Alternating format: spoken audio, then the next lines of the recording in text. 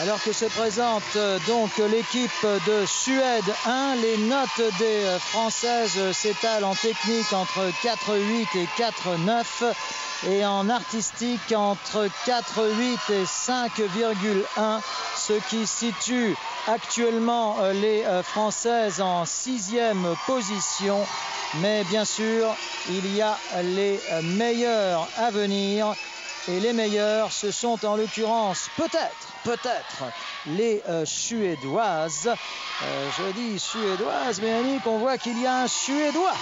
Il y a effectivement un garçon. Un garçon dans cette équipe, actuellement première après le programme court et dont le thème est un groupe de chasseurs indiens et l'histoire de cette chasse.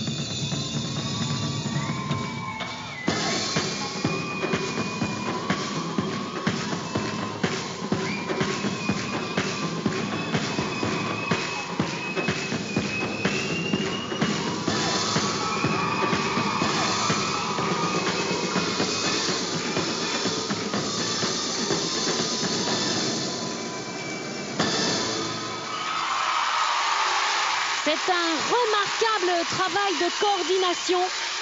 Un ensemble absolument parfait sur un programme rapide, puissant, avec une technique très forte et très ajustée. Le patinage est vraiment rapide. Et cette musique rapide, elle aussi dynamique, qui va en crescendo tout le long, met en valeur une équipe très forte.